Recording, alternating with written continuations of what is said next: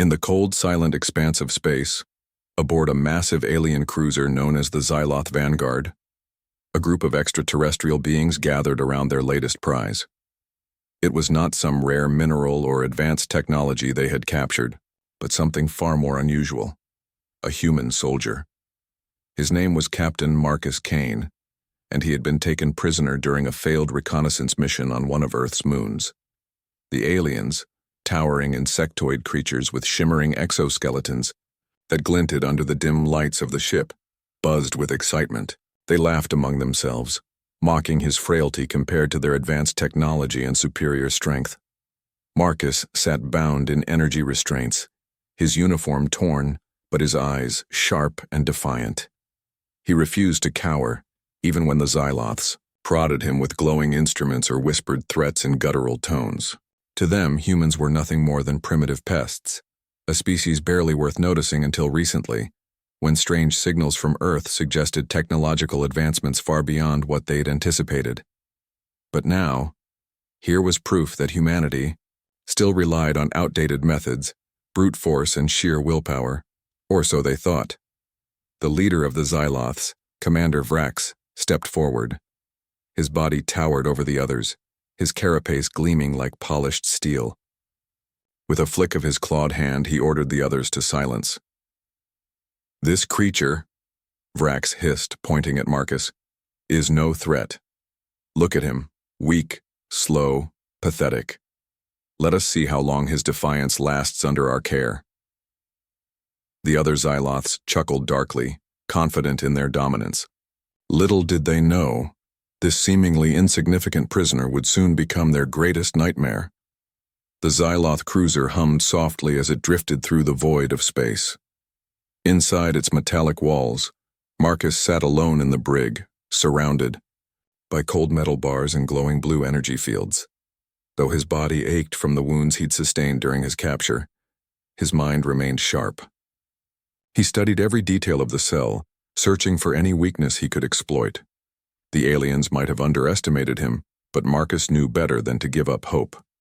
He had trained for situations like this, and he understood that survival often depended on patience and observation. Outside the brig, the Xyloths moved about the ship with an air of superiority. They were a proud species, having conquered dozens of planets across the galaxy. Their empire stretched farther than most civilizations could imagine, and they viewed themselves as the ultimate predators of the cosmos. Humans, on the other hand, were seen as little more than vermin, small, fragile creatures who had only recently begun to explore the stars. What made them dangerous, however, was their unpredictability. Unlike many other species, humans didn't back down easily. Even in the face of overwhelming odds, they fought with a ferocity that puzzled and infuriated their enemies. Commander Vrax stood outside the brig, watching Marcus with a mixture of curiosity and disdain. He had spent decades leading campaigns against weaker races, crushing resistance wherever he found it. But there was something different about this human. Despite being outnumbered, outgunned, and imprisoned, Marcus showed no signs of fear. Instead, his piercing gaze seemed to challenge Vrax, daring him to make a mistake. "What are you thinking, human?" Vrax asked, his voice low and gravelly. "Do you really believe your people will come for you? Do you think they stand a chance against us?" Marcus didn't respond. He simply stared back, his expression unreadable. Inside, though, his mind raced. He knew the odds were against him. The Xyloth's technology was far beyond anything humanity currently possessed, and their numbers were vast. If Earth sent a rescue team, they would likely be walking into a trap. But Marcus also knew that Earth wasn't defenseless. Humanity had secrets that even the Xyloths couldn't comprehend. And if he played his cards right, he might just have a chance to turn the tables. As hours turned into days, the Xyloths began subjecting Marcus to a series of tests and interrogations. They hooked him up to strange machines, probing his mind and body in search of weaknesses. At first, Marcus resisted, enduring the pain without uttering a word. But as the experiments grew more intense, he realized that silence wouldn't be enough. He needed to buy time, to keep the aliens distracted while he figured out a way to escape, or at least send a message back to Earth. During one particularly grueling session, Marcus noticed something odd.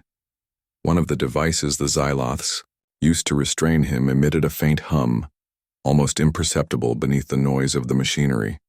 As he focused on the sound, he realized it wasn't constant, it pulsed rhythmically like a heartbeat. Intrigued, Marcus tilted his head slightly, pretending to struggle against his bonds as he memorized the pattern. Could this be a flaw in the system? A vulnerability he could exploit? When the Xyloths finally left him alone, Marcus allowed himself a small smile. He had always been good at spotting patterns, a skill honed during countless missions behind enemy lines. Now trapped aboard an alien ship, that same ability might save his life, and perhaps the lives of everyone on Earth. Meanwhile, back on Earth, scientists monitoring deep space transmissions detected faint signals coming from the edge of the solar system. At first, they dismissed them as interference, but then patterns emerged. Patterns unmistakably linked to Earth's military code. Someone out there was trying to send a message. Realizing the gravity of the situation, General Elena Torres assembled her top team to decipher the transmission. When they finally succeeded, the coordinates led straight to the Xyloth Vanguard. Humanity now knew where its captured hero was being held, and they weren't going to leave him behind. General Torres, a stern woman with sharp features and an unshakable determination, paced the command center as her team worked tirelessly to analyze the data. "We need to act fast," she said, her voice firm. "If we wait too long, the Xyloths could move him, or worse." She turned to her second-in-command, Colonel Harris. "Prepare the fleet, we're bringing Captain Kane home." Back aboard the Xyloth Vanguard, Marcus continued to bide his time. He knew help was on the way, but he also knew he couldn't rely solely on reinforcements. He had to do everything in his power to weaken the enemy before they arrived. So, each night while the Xyloths busied themselves analyzing data or celebrating their supposed victory over humanity, Marcus worked quietly. Using fragments of metal salvaged from discarded tools, he managed to repair the damaged circuits inside a small device hidden within his uniform, a prototype quantum communicator disguised as a button. It wasn't much, but it represented Earth's cutting-edge ingenuity, a secret weapon hidden in plain sight. Every time the aliens taunted him about Earth's impending doom, Marcus smiled faintly, knowing something they didn't. Humanity was coming, and when it did, the Xyloths would regret ever crossing paths with Captain Marcus Kane. The days aboard the Xyloth Vanguard stretched endlessly for Captain Marcus Kane. Each passing moment was a test of endurance, both physical and mental. The Xyloths continued their relentless interrogations, probing him with questions about Earth's defenses, its technology, and its strategies. But Marcus gave them nothing. His silence wasn't just defiance, it was strategy. Every second he delayed was another second closer to rescue, another opportunity to observe, learn, and plan. The alien scientists grew frustrated as their experiments yielded little useful information. They subjected Marcus to strange machines that hummed ominously, scanning his body for weaknesses or hidden secrets. Some devices emitted sharp jolts of energy, causing searing pain to shoot through his limbs. Others pulsed with low-frequency vibrations that made his head throb and his vision blur. Yet no matter how much they pushed, Marcus refused to break. He gritted his teeth, enduring the torment without so much as a whimper. To the Xyloths, this only proved what they already believed, that humans were stubborn, but ultimately insignificant. But Marcus knew better. Hidden deep within the folds of his tattered uniform was a small device, a prototype quantum communicator disguised as a button. It was Earth's most advanced piece of technology, designed to send encrypted messages across vast distances in space. While the Xyloths saw it as nothing more than part of his uniform, Marcus recognized it as his lifeline. If he could repair it, he might be able to call for help and turn the tide against his captors. Every night when the alien guards left him alone in the brig, Marcus worked quietly. Using fragments of metal salvaged from discarded tools, scraps left behind by careless Xyloth engineers, he began repairing the damaged circuits inside the communicator. The process was painstakingly slow. His hands trembled from exhaustion and pain, and the flickering blue light of the energy field made it difficult to see clearly. But Marcus didn't stop. He focused on each tiny wire, each delicate connection, knowing that failure wasn't an option. This wasn't just about saving himself. It was about protecting Earth. If the Xyloths discovered humanity's vulnerabilities, they wouldn't hesitate to strike. As Marcus worked, memories of home flooded his mind. He thought of the rolling hills of his childhood farm, where he'd spent countless hours gazing at the stars, dreaming of adventure. He remembered the camaraderie of his fellow soldiers, the bonds forged in training and battle. And he thought of General Elena Torres, the woman who had handpicked him for this mission. She had trusted him to gather intelligence on the Xyloths, and though the mission had gone horribly wrong, Marcus vowed not to let her or Earth down. "You won't win," Marcus muttered under his breath one night, his fingers fumbling with a particularly tricky circuit. "Not while I'm still breathing." Meanwhile, back on Earth, scientists monitoring deep space transmissions detected faint signals coming from the edge of the solar system. At first, they dismissed them as interference, random bursts of cosmic radiation bouncing off satellites. But then patterns emerged, patterns unmistakably linked to Earth's military code. Someone out there was trying to send a message. General Elena Torres paced the command center, her boots clicking sharply against the polished floor. Her sharp features were etched with concern, but her eyes burned with determination. "Analyze it again," she ordered, turning to her team of cryptographers. "I want to know exactly what we're dealing with." The team worked tirelessly, running algorithms and cross-referencing data. Hours passed before they finally succeeded in deciphering the transmission. When they did, the room fell silent. The coordinates led straight to the Xyloth Vanguard. Humanity now knew where its captured hero was being held, and they weren't going to leave him behind. "Captain Kane is alive," General Torres announced, her voice steady but filled with urgency. "And he's sending us a message. Prepare. The fleet. We're bringing him home." Hidden beneath layers of secrecy, humanity's most ambitious project, the Aegis fleet, stood ready for deployment. Comprised of massive star destroyers equipped with experimental weaponry, the fleet had been years in development. Its existence was unknown even to most world leaders, let alone hostile extraterrestrial forces like the Xyloths. Now, with Captain Mate Kane's signal confirmed, the order was given: launch the Aegis fleet immediately. The preparation was swift and efficient. Technicians swarmed over the gleaming hulls of the destroyers, conducting final checks on weapon systems and shields. Pilots climbed into cockpits, their faces set with grim resolve. In orbit above Earth, the ships lined up like sentinels, waiting for the command to engage. General Torres herself took charge, ensuring every detail was accounted for. "We don't have time for mistakes," she told her officers. "This isn't just a rescue mission, it's a statement. We show the galaxy that Earth will not be intimidated." As the countdown began, Marcus completed the final repairs to the communicator. With trembling hands, he activated the device, sending a burst of encrypted data back to Earth. It contained not only his location, but also critical information about the Xyloth's ship, their weak points, their defensive patterns, everything he had observed during his captivity.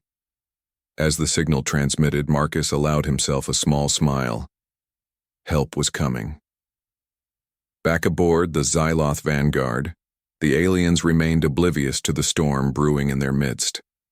Commander Vrax continued to mock Marcus, taunting him with tales of Earth's impending doom. "Your people are weak," Vrax sneered during one interrogation session. "They cling to their fragile planet like insects clinging to a dying leaf. Soon we will crush them, just as we crushed you." Marcus met his gaze, his expression calm despite the anger simmering beneath the surface. "You should have treated me better," he said coolly. "Now your entire species will pay the price." Vrax laughed, dismissing the threat as empty bravado. But deep down, a flicker of unease stirred within him. There was something unsettling about the human's confidence, something that didn't quite add up. Still, the commander pushed the thought aside. After all, what could one human possibly do against the might of the Xyloth Empire? Unbeknownst to the Xyloths, the Aegis fleet was already en route. Traveling at speeds that defied conventional physics, the Star Destroyers cut through the void of space like knives slicing through silk. Their sleek angular designs shimmered with energy, their hulls bristling with cannons and missile launchers. On board, the crew prepared for battle, their hearts pounding with anticipation. For many, this would be their first real engagement against an alien force. They had trained for years, honing their skills and mastering their equipment. Now, they were ready to prove themselves, to show the galaxy that Earth was no longer prey. As the fleet approached the coordinates provided by Marcus, sensors picked up the faint outline of the Xyloth Vanguard. The alien cruiser loomed ahead, its insectoid design jagged and menacing. Though smaller than the Star Destroyers, it radiated an aura of menace, its weapon systems primed and ready. The Xyloths had no idea what was about to hit them. On board the lead destroyer, General Torres addressed her troops. "This is it," she said, her voice firm yet inspiring. "Today, we fight not just for Captain Kane, but for every man, woman, and child on Earth. Today we show the universe that humanity is not to be underestimated." As the Aegis fleet entered firing range, the stage was set for a confrontation that would change the course of history. Marcus, still trapped aboard the Xyloth Vanguard, felt a surge of hope as he sensed the shift in the air. He didn't know exactly when or how the fleet would arrive, but he knew one thing for certain. The Xyloth's reign of terror was about to come to an end. For the first time since his capture, Marcus allowed himself to believe that victory was possible. Not just survival, but triumph. The moment the Aegis fleet emerged from hyperspace, the universe seemed to hold its breath. The transition was violent and abrupt, tearing through the fabric of space like a knife slicing through silk. 1 second, there was only the cold, empty void. The next, colossal Star Destroyers materialized out of nowhere, their gleaming hulls reflecting the faint light of distant stars. The sheer size of the ships dwarfed everything around them, including the Xyloth cruiser, which now looked like a child's toy in comparison. On board the Xyloth Vanguard, alarms blared uncontrollably as sensors detected the sudden appearance of the massive fleet. The alien crew scrambled to comprehend what they were witnessing. Their instruments flickered and sparked, overwhelmed by the energy signatures radiating from the Earth vessels. Panic spread quickly among the Xyloths, their once confident demeanor crumbling into chaos. For the first time in centuries, fear crept into their multifaceted eyes. These towering machines of destruction were unlike anything they had ever encountered. "Commander." Vrax stormed onto the bridge, his claws clicking against the metal floor as he barked orders at his subordinates. "What is this?" he demanded, his voice trembling with rage and disbelief. "Where did these ships come from?" No one had an answer. The Xyloths prided themselves on their technological superiority, yet here they were, facing an enemy whose capabilities far exceeded their own. The Aegis fleet didn't just appear. It announced itself with a deafening roar that shook the very core of the Xyloth Vanguard. Plasma cannons lit up the darkness, firing warning shots that narrowly missed the alien cruiser. The message was clear: surrender or be destroyed. Back in the brig, Marcus Kane felt the vibrations of the attack ripple through the ship. He knew instantly what it meant. The cavalry had arrived. A surge of adrenaline coursed through his veins as he rose to his feet, his weary body suddenly invigorated by the knowledge that help was finally here. The faint hum of the communicator in his pocket confirmed it.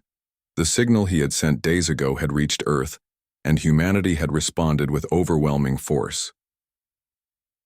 As explosions rocked the Xyloth Vanguard, Marcus pressed himself against the energy barrier of his cell, searching for any sign of weakness.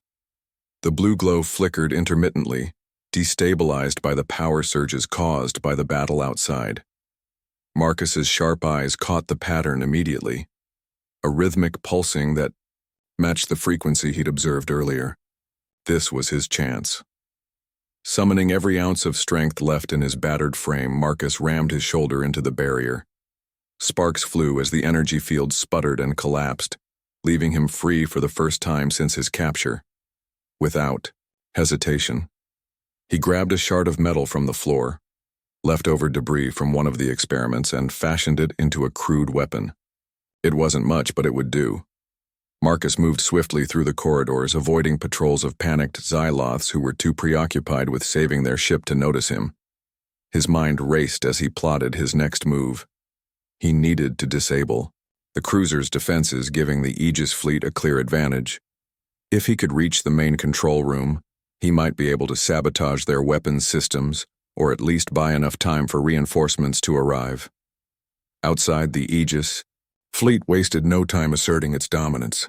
Waves of drones launched from the hangars of the Star Destroyers, swarming the Xyloth vanguard like angry hornets. Their sleek designs sliced through space with precision, targeting key areas of the alien ship. Shields faltered under the relentless assault, and chunks of the cruiser's hull began to break away, drifting aimlessly into the void. General Elena Torres watched the battle unfold from the command center of the lead destroyer, her expression grim but resolute. She had staked everything on this mission, not just the life of Captain Kane, but the future of humanity itself. If they failed, the Xyloths would see Earth as easy prey. But if they succeeded, they would send a message to the galaxy. Humanity was not to be trifled with. "Focus fire on their engines," she ordered, her voice cutting through the tension-filled air. "We need to immobilize them before they can escape." The crew obeyed without question, their movements precise and efficient. Torpedoes streaked through space, slamming into the Xyloth vanguard with devastating force. The alien ship groaned under the strain, its once mighty structure buckling under the onslaught. Fires erupted within its corridors, spreading panic among the crew. Inside the Xyloth vanguard, Commander Vrax realized the gravity of the situation. His arrogance had blinded him to the possibility that humans might harbor secrets far greater than anything he could imagine. Now, faced with annihilation, he cursed his own hubris. Turning to his officers, he snarled, "Find the human. He must have done something to bring these monsters upon us." Vrax's words echoed through the ship, reaching Marcus just as he entered the main control room. Dozens of Xyloths worked frantically at consoles, attempting to stabilize the failing systems. None of them noticed Marcus slip inside until it was too late. With a primal yell, he charged forward, swinging his makeshift weapon with surprising ferocity. The aliens fell back in shock, unprepared for the sudden attack. One Xyloth lunged at him, claws extended, but Marcus sidestepped and drove the shard of metal into its chest. Another tried to grab him from behind, but he twisted free, delivering a crushing blow to its head. Though outnumbered, Marcus fought with everything he had, driven by desperation and the knowledge that failure was not an option. Amid the chaos, Marcus reached the central console. His fingers flew over the controls, bypassing security protocols with ease. Years of training kicked in as he uploaded a virus directly into the ship's systems, disabling its weapons and navigation. The lights flickered and the hum of machinery faded into silence. The Xyloth vanguard was crippled. Outside, General Torres received confirmation of Marcus's actions. "Captain Kane has neutralized their defenses," reported one of her officers. "The cruiser is vulnerable." "Excellent work," Torres replied, a hint of pride in her voice. "Prepare boarding parties. We're bringing him home." As the Aegis fleet closed in on the disabled cruiser, Marcus stood amidst the wreckage of the control room, breathing heavily. Blood trickled down his temple, but his eyes burned with triumph. He had done it. He had turned the tables on the barrier Xyloths and given humanity the upper hand. But the battle wasn't over yet. Somewhere aboard the ship, Commander Vrax still lurked, determined to reclaim control. And Marcus knew that the final confrontation was inevitable. As footsteps echoed in the distance, he tightened his grip on his makeshift weapon and prepared to face whatever came next. For now, though, the tide had turned. The sky had split open, revealing Earth's might.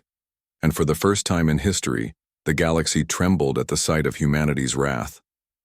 The Xyloth Vanguard was a shadow of its former self.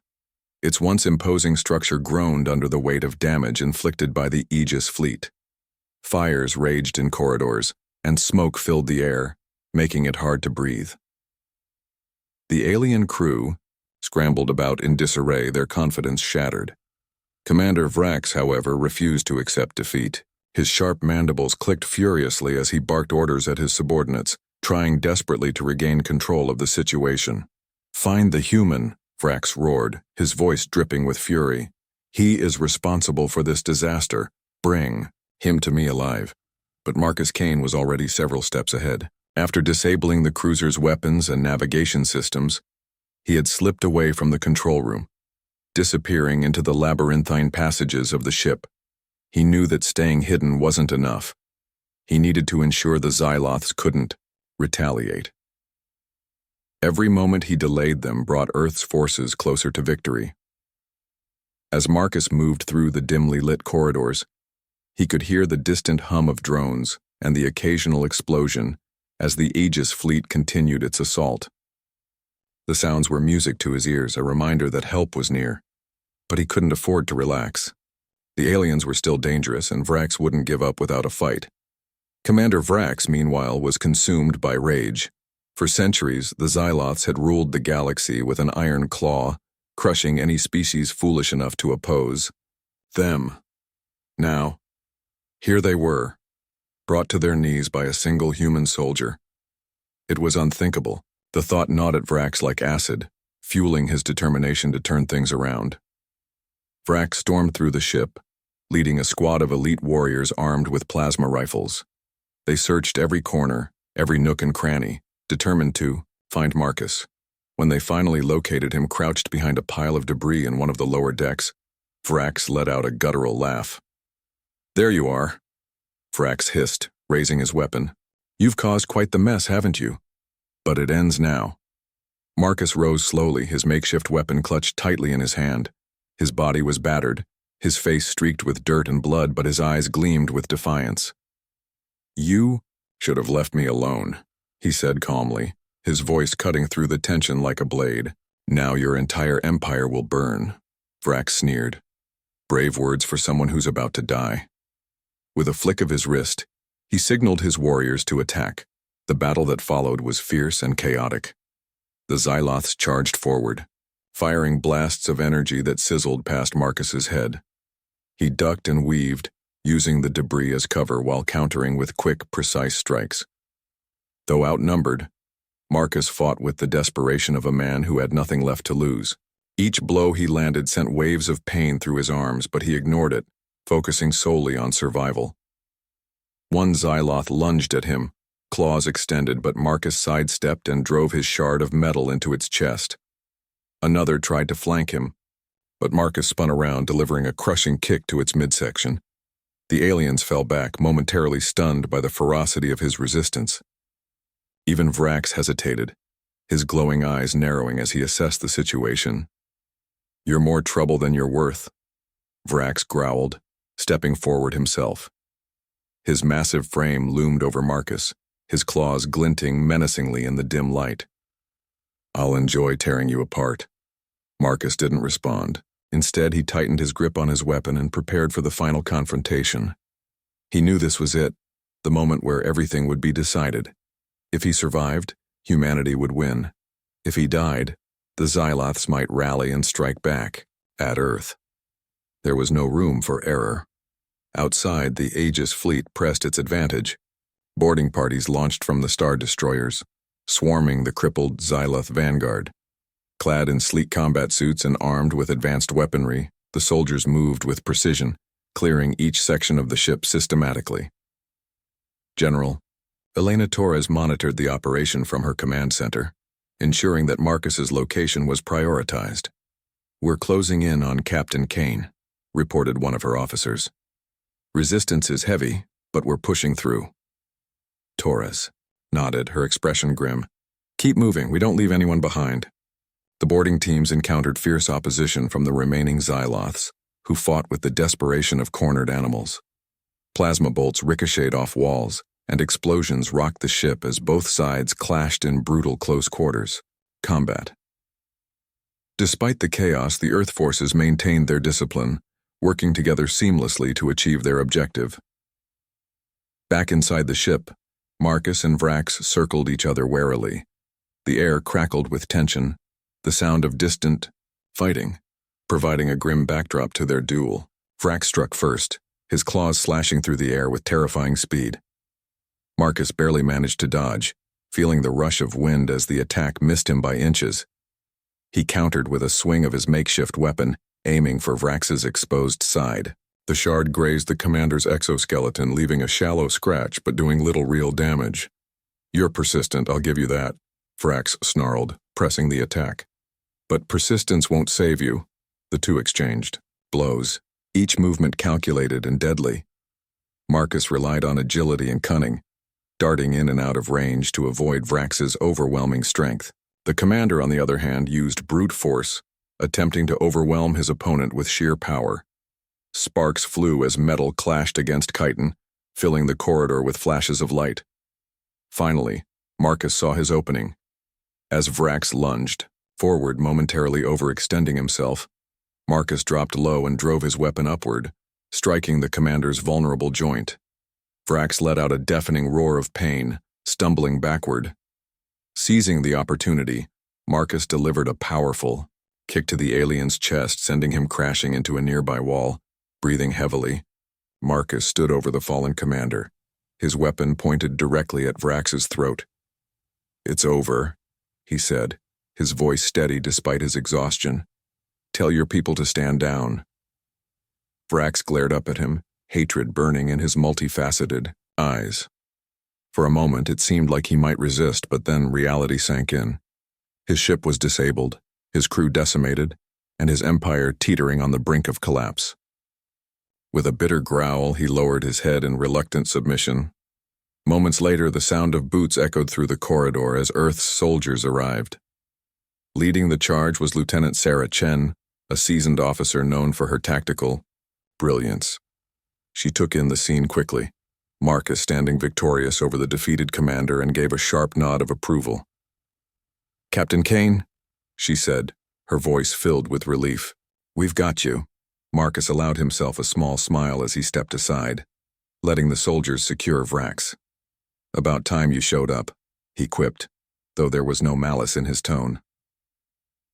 As the boarding party escorted Marcus back toward the extraction point, he glanced back at the wreckage of the Xyloth Vanguard. The once mighty cruiser was now a smoking ruin, a testament to humanity's resilience and ingenuity. Marcus felt a surge of pride, not just for himself, but for everyone who had contributed to this victory. General Torres's voice crackled over the comms as the shuttle prepared for departure. "Welcome back, Captain.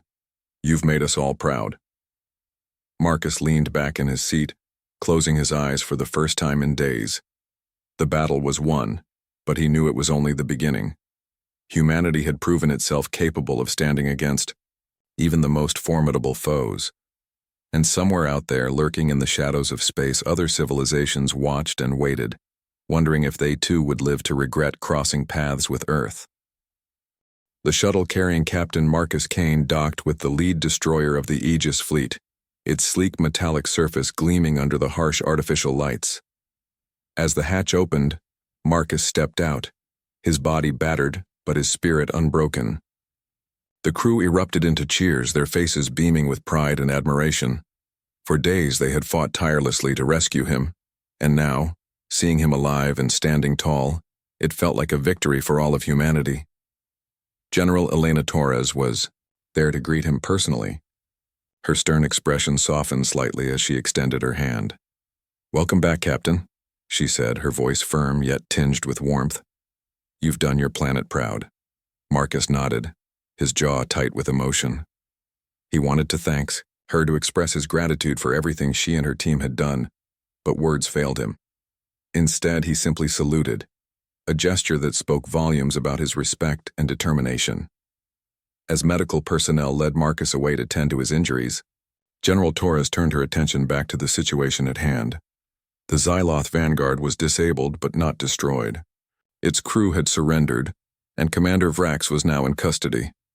Though the immediate threat had been neutralized, the implications of this battle were far-reaching. Humanity had just announced its presence on the galactic stage, and it wasn't going unnoticed. On board the Aegis fleet, preparations were underway to secure the remnants of the Xyloth cruiser. Teams of engineers and scientists worked tirelessly to study its technology, hoping to gain insights that could further bolster Earth's defenses. Meanwhile, interrogations began with the captured Xyloths, including Commander Vrax himself. Despite his earlier arrogance, Vrax now sat shackled in a holding cell, his once proud demeanor replaced by simmering resentment. "You should have left us alone," Vrax spat during one interrogation session, his glowing eyes narrowing at General Torres. "You don't understand what you've unleashed." Torres leaned forward, her piercing gaze locking onto the alien commander. "What we've unleashed is justice," she replied coolly. "Your kind has preyed on weaker species for centuries. We're here to make sure that stops." Vrax didn't respond immediately. Instead, he let out a low chuckle, though it lacked humor. "Justice? You think this changes anything? There are others out there. Empires far greater than mine. They will see your actions today and come for you, and when they do..." He trailed off, leaving the threat unspoken. Torres straightened, unfazed by the warning. "Let them come," she said evenly. "We'll be ready." Back on Earth, news of the victory spread quickly. What had started as a covert operation soon became public knowledge, thanks to intercepted transmissions and leaked reports from within military channels. People around the world watched in awe as footage of the Aegis fleet emerged. Images of massive star destroyers cutting through space, their weapons blazing against the Xyloth cruiser.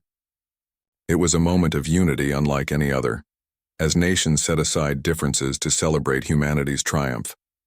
Captain Marcus Kane became a symbol of resilience and ingenuity. His story inspired millions, proving that even in the face of overwhelming odds, courage and determination could prevail. Speeches were given, parades were held, and statues were erected in his honor. But Marcus himself remained humble, deflecting praise onto the countless individuals who had contributed to the mission's success. "It wasn't just me," he said during an interview broadcast globally. "Every engineer, every pilot, every soldier, they all played a part. This victory belongs to all of us." His words resonated deeply, reminding people of the importance of teamwork and perseverance. In the wake of the battle, governments around the world pledged increased funding for space exploration and defense programs. Humanity had proven it was no longer content to remain confined to Earth. It was ready to step into the stars, armed with both caution and confidence. Meanwhile, the Xyloth Empire crumbled in the aftermath of the defeat.